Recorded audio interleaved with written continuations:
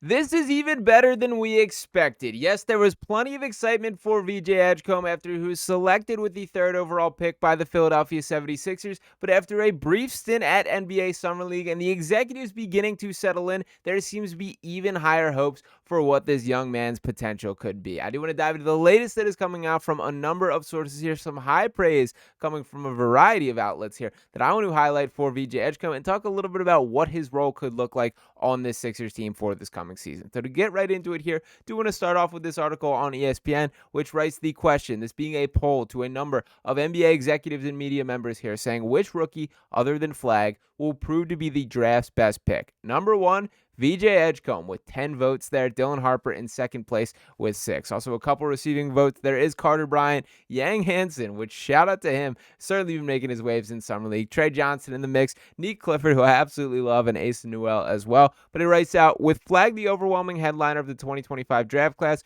we geared this question towards the rest of the group.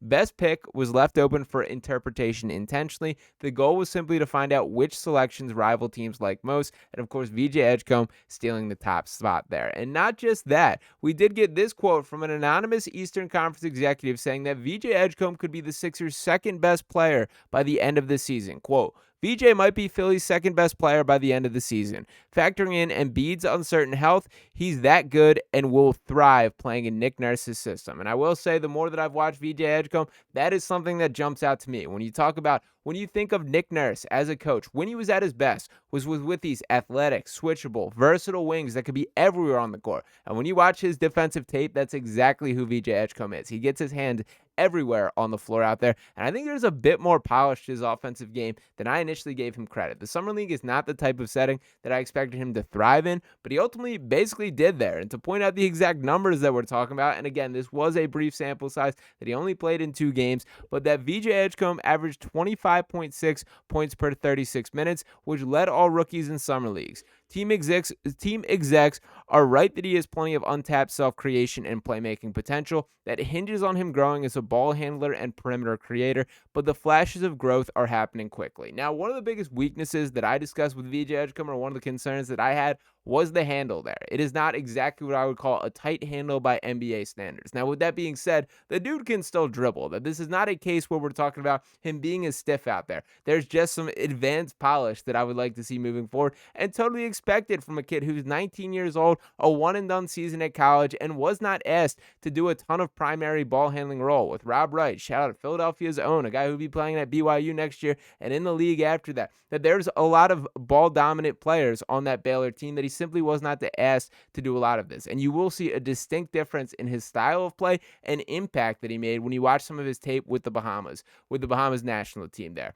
VJ Edgecombe is a dude, and I think Sixers fans are going to find out about that really quickly. The more that I watch, the more that I dive into things, the more excited I get, and it is clear that I am not the only one that is feeling this way. This is high praise that is being thrown around, and I do think it's always a little bit weird that you got to throw the asterisk next to it when it is these anonymous executives here, but I would be shocked if this is Daryl Morey kind of blowing things up here.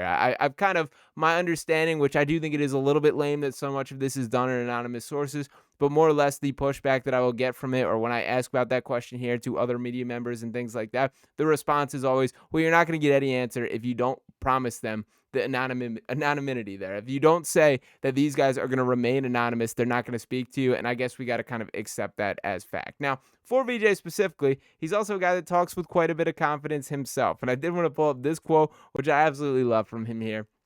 He was being interviewed and he was asked about expectations for his rookie season. And he said, quote, I feel like we have a chance to go to the finals. I want to win a championship. And I do love this coming out. There's also a little bit of mic'd up thing that I did see from Summer League where he was talking a ton of trash in his first game on the court there.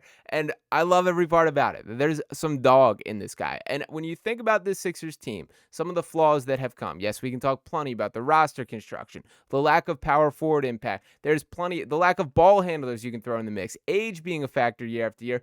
But in reality, when you think about one of the biggest concerns with this Sixers team, It is. Does Joel Embiid have the motor that does, rub off on teammates? And when you think about when Joel Embiid was at his best, it is with others pushing him. And I am more lenient from the stance of I don't always think the best player needs to be a leader. Sure, in an ideal world, that is absolutely the case. And you can point to examples in either direction here.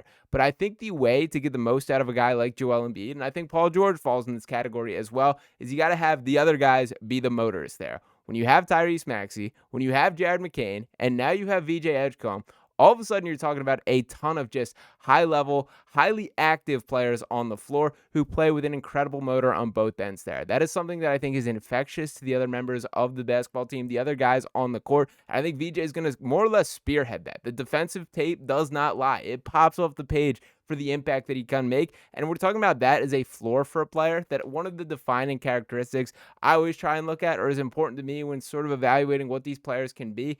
I always like to think of what is the one thing that I know from day one he's going to be impactful in the NBA. For VJ Edgecombe, I think that answer is defense. And the athleticism is absolutely up to par as well. That this is a guy that is going to make his presence felt on both sides of the ball. He will be getting under guys' skins. He will be creating turnovers, wrecking havoc on both sides of the ball. And I saw a pretty cool interview with Scott Drew, who was his coach at Baylor there. And he basically talked about that there will be games where VJ Edgecombe finishes with the stat line with like 8 points, 3 rebounds, 2 steals, 2 blocks. Yet he'll be the clear-cut best player on the floor. That's something that is very encouraging to me because obviously there's room to grow off that I do think the scoring will continue to grow, and he honestly flashed a lot of that in Summer League where the spacing was not nearly to the standard of what he will see at the NBA, but he showed some mid-range touch. He showed an ability to get to the rim practically at will there and shot the ball just fine during his time at Baylor. If you want to run back to the high school numbers, which are always a bit suspect on what exactly the scorekeeping is or who was keeping those numbers here, but they look even better when you look at the high school numbers. A guy who's comfortably over 40%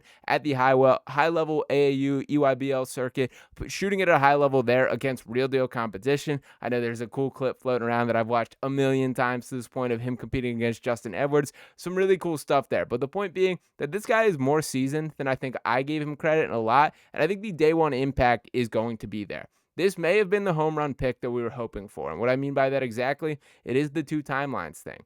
I do think VJ Edgecombe can make a day one impact. And if this Sixers team can form into a contender, if the best case scenario that you get a semi-healthy Joel Embiid, you get a bit of a bounce back season from Paul George, this team can somewhat stay in form. He can be a guy that has a role from day one. And beyond that, I do really think there is a bright future to this young trio of Jared McCain, Tyrese Maxey, and VJ Edgecombe. And for VJ specifically, this guy who I think is going to fill out and be able to guard up his size a decent bit. That he is strong despite having this lanky, sort of skinny frame to him. I think the more that he grows out into his own body, there's a guy that could form into more of a wing, whereas now he's sort of more of a traditional 2 guard. I think when you watch his game right now, he's pretty much the archetype of pure shooting guard. I do think there's a world where if this athleticism continues to pop, if he can just fill out, add a little strength, that we can kind of squint and throw him into that wing mold. He may not be the full scale of that, but sort of like a Desmond Bane-like shooting guard / small forward. I absolutely can see a pathway to VJ Edgecombe being that style of player there. So ultimately, there is still a lot to get into here. We're already seeing VJ in the gym himself. I love that he's working with a Bona, and that is another guy who I think pushes sort of the mentality of the Sixers team. That Bona, he has his own things that he needs to work through. The foul issues, there is a little bit more polish that he needs to add to his game as well, but that dude's motor never turns off on the floor, and these are the type of good character, hardworking players that you should be trying to surround the organization with. I think Daryl Morey's done a very nice job of that. So obviously, we cannot make any sort of determinations until day one happens on the floor, and if there's anything, I don't want to put the rookie curse into the air, but we've seen a million bizarre things that have happened with this franchise. Let's get to opening day. Let's get to VJ Edgecombe playing with this real team, but I'm starting to get excited about what this kid could really mean in the short and long term for this Sixers team. I'm not saying I'm ready to lock in and agree with all these executives and ESPN reporters saying that he will be the best player in this draft outside of Cooper Flagg, but boy, does it feel nice to hear some people speaking like that. We will ultimately see what will unfold to this point, but it is time to start getting hyped about the VJ Edgecombe era in Philadelphia because it may be here a bit sooner than I think we ultimately expected. Let me know what you guys think about all this in the comments. Are you drinking the Kool-Aid? Are you all in on the VJ Edgecombe experience in the same way that I'm starting to get there?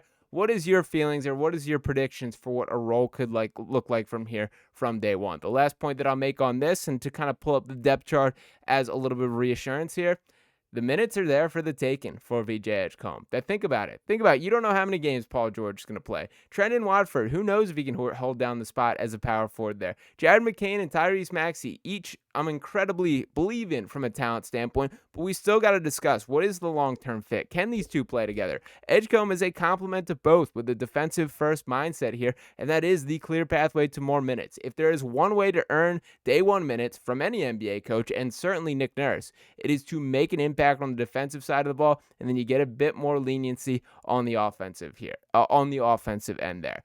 I think the world is for the taking for VJ Edgecombe, and I think he is getting well aware of that as well. So we'll see how things unfold, but do want to hear from you guys in the comments one more time. So if you have not already, make sure you smash that subscribe button, dropping a like on this video here, dropping your thoughts below. I'll be back talking to you next time right here on Sixers Digest. Peace.